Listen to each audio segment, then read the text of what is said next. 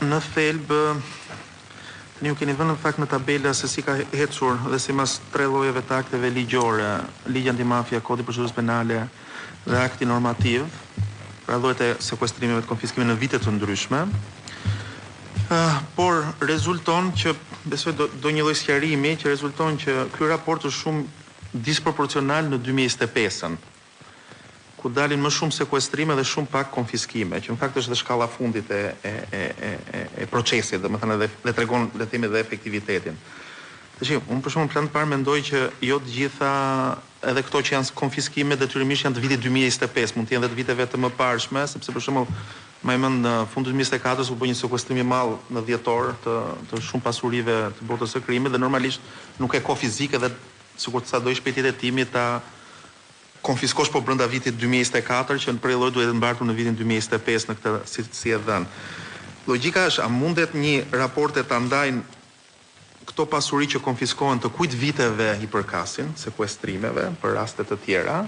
se teorikisht një jetimi gjatë mund të ketë të vitit 2023 që konfiskohen 2025 me arsyetimin tim si e lexoj,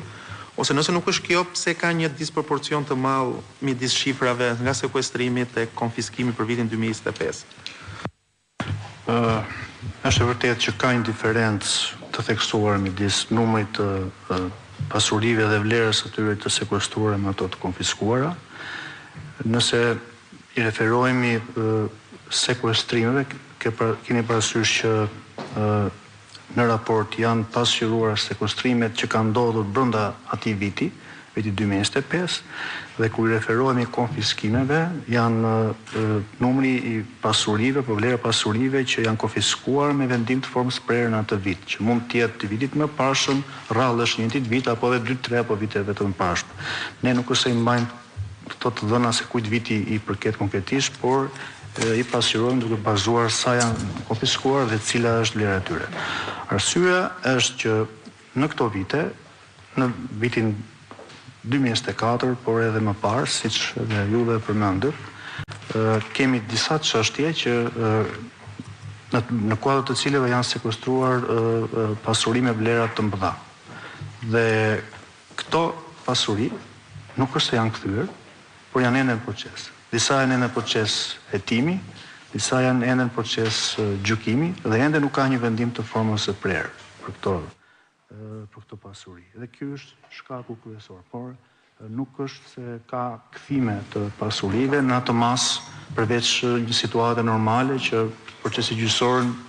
sigurisht që jo çdo pasuri që sekuestrohet do konfiskohet, sepse ka dhe aty një vlerësim që i bëhet pasurive, mund të ndryshoj vlera, mund të ndryshoj fakti që persona sjellin dokumenta shtesë për justifikuar burimin e lishëm, por arsye kryesore është mbartja e çështjeve në fazën e gjykimit dhe mos përfundimi i tyre brenda vitit. Edhe një arsye tjetër është fakti që këto konfiskime janë konfiskime më së shumti që lidhen me sekuestro preventive brenda procesit penal dhe procesi i gjykimit të sekuestrimit shkon bashkë me procesin e gjykimit të akuzës në themel. Përsa kohë zgjatë e para merr dhe të dytën me vete.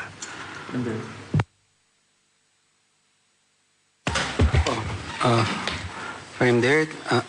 Në vim të pyetjes që bëri zoti Mërkuri,